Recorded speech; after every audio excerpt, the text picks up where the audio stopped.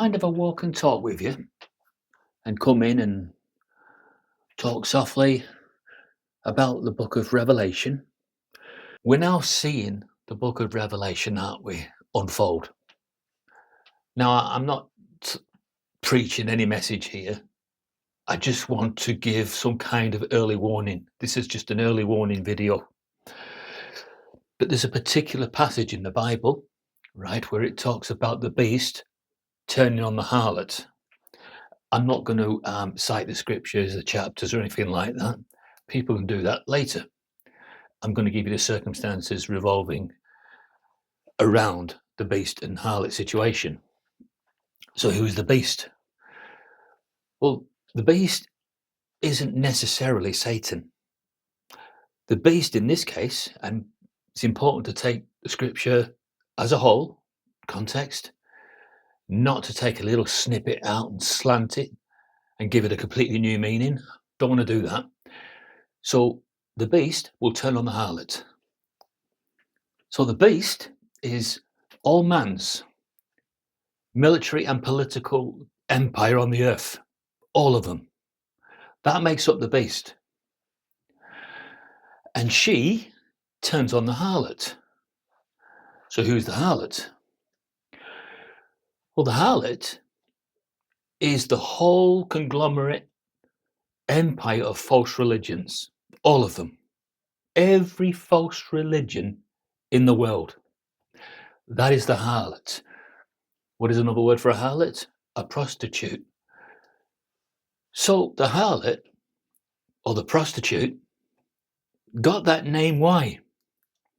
Well, because she prostituted herself throughout history, going all the way back to Jesus' time. I want to talk about the timing of the beast turning on the harlot and the reason why the beast does this.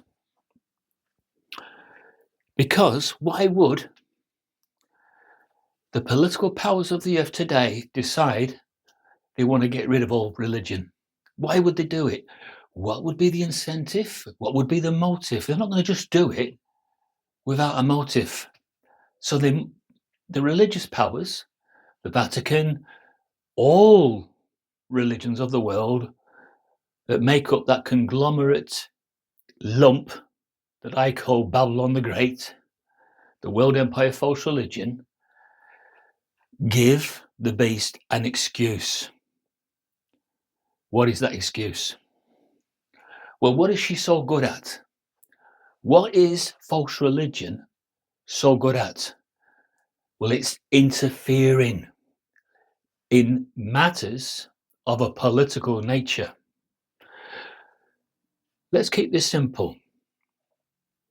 Go back to the last election, the one that the Democrats won, whether they won it legitimately and whether it's going to come out how it was won when, everything's settled. Let's just say that they won it. Who do you think wanted Joe Biden and the Democrats to win that election? Who is the harlot? Who is it, more than anything, wanted a socialist party like the Democrats to win? Well, of course, it was the Vatican. The Vatican will have, I'm not saying they played a role in their victory, but they certainly would have done everything they possibly could for them to win. But what happens if, come this election, they decide that they do not want Donald Trump to win under any circumstances, and so they will play a behind-the-scenes role in, you guessed it, supporting the Democrats and assisting in a Democrat's victory. That would be direct interference from a foreign country, Italy, and it would be interference from a religion that is supposed to have nothing to do with political affairs.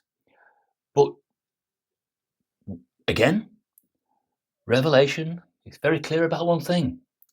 The beast turns on the harlot and desolates her, strips her naked, and leaves her bare. Do you know what that means? It means that the political powers of the world take all the wealth of false religion, the Vatican, or all the other religions.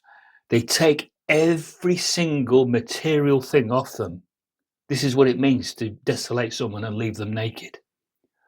She loses her riches. And why does she lose those riches?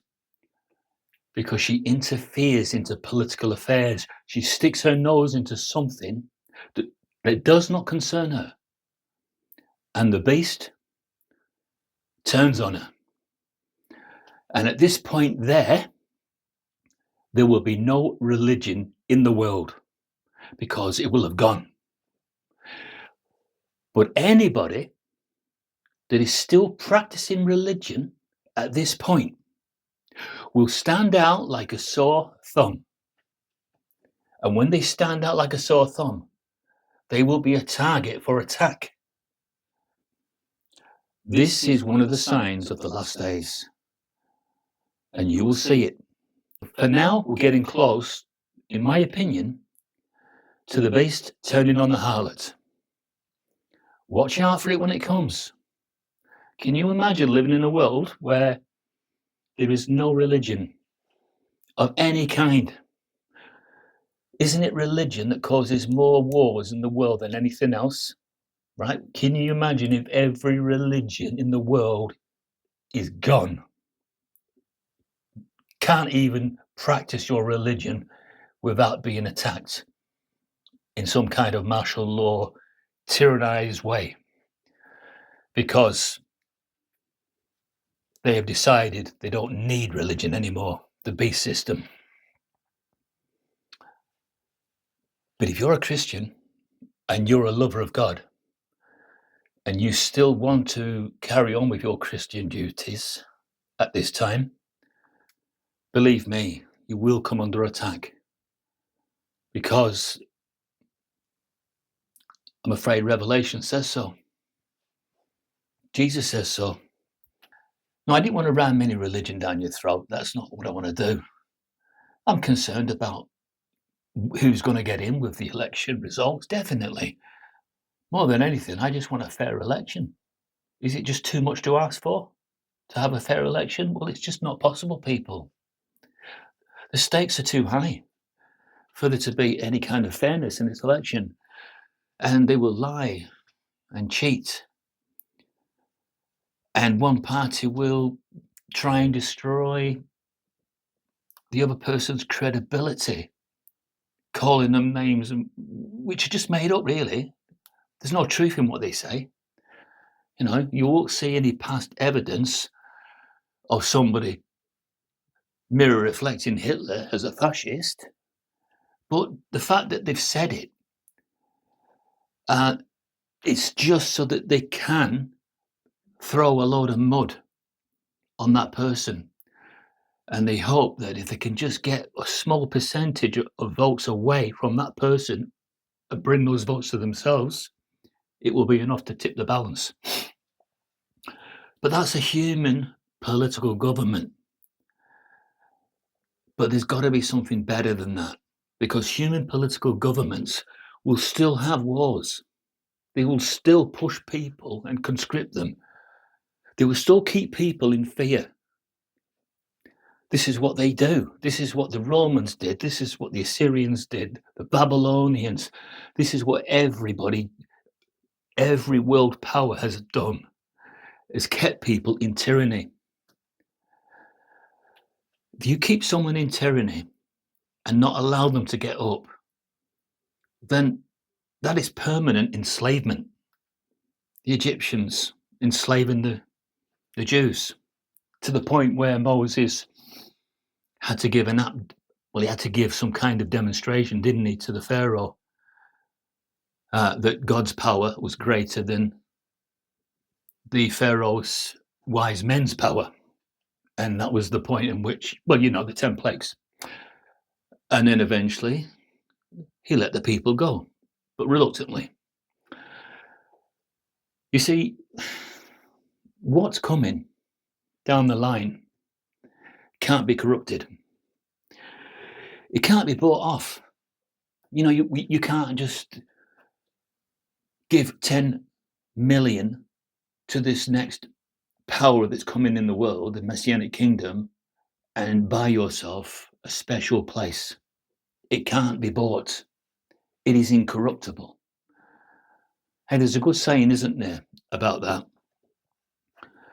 Everybody has a price, and the incorruptible have the highest price of all. That's true in human terms, but not in Messianic terms, people. In Messianic terms, you can't bargain. You can't buy everlasting life. You get in the queue like everybody else, and you receive judgment like everybody else. I'm afraid that's what's coming. That's what Revelation is preparing us for. Revelation is to remove the veil.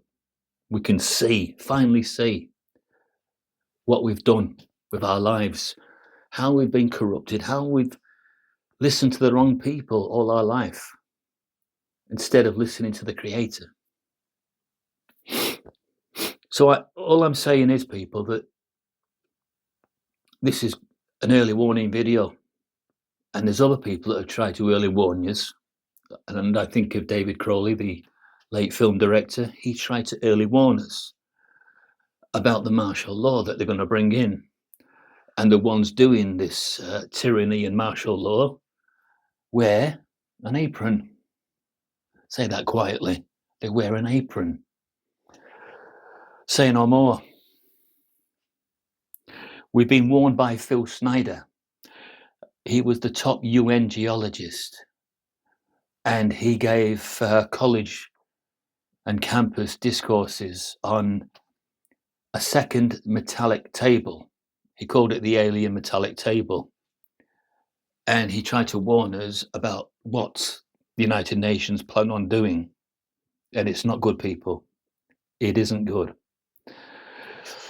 The order out of chaos, well, they will create the chaos. And I think that chaos will come under the leadership of the Democrats. I believe that it's them that want the chaos so that they can then malign their enemies as lovers of Nazisms and things like that. And then they can bring in their military and shut them all down and keep all the power. Think of that. It could happen that way. Or it could happen completely differently, where somebody in the heavens, the creator of all life, decides that he's pretty sick of us now, and he's going to call time on our human affairs and throw us into the Great Tribulation and start the countdown to Armageddon, the biblical one. Gotta go. Nice chatting with you, though. See y'all.